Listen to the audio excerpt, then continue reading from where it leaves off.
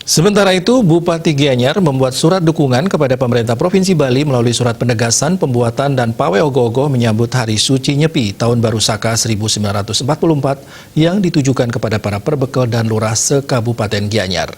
Ini merupakan tindak lanjut surat Gubernur Bali dan surat edaran Majelis Desa Adat MDA Provinsi Bali.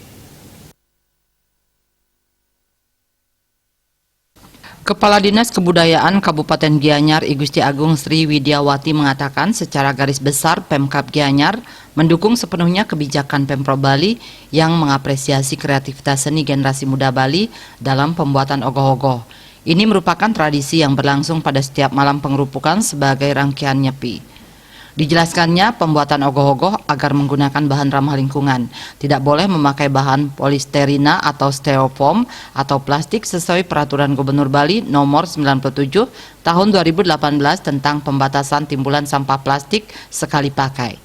Pihaknya minta masyarakat Gianyar tetap mencermati situasi dan kondisi pandemi COVID-19 yang sudah melandai, serta memperhatikan kebijakan baru pemerintah pusat terkait pembatasan aktivitas masyarakat dalam masa pandemi COVID-19 dan tetap mematuhi protokol kesehatan. Menurut Sri Widiawati, Bupati Gianyar telah memerintahkan para perbekal dan lurah Kabupaten Gianyar agar memberikan apresiasi terhadap penyelenggaraan kegiatan ogoh-ogoh sesuai surat edaran MDA Provinsi Bali. Perbekal dan lurah diminta melaksanakan pembinaan, pengawasan, dan pemantauan serta memberikan apresiasi terhadap penyelenggaraan kegiatan ogoh-ogoh mulai pembuatan sampai pelaksanaan pawai.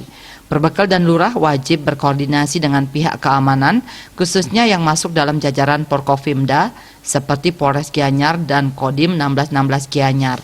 Selain itu, berkoordinasi dengan para bendesa yang ada di wilayah masing-masing.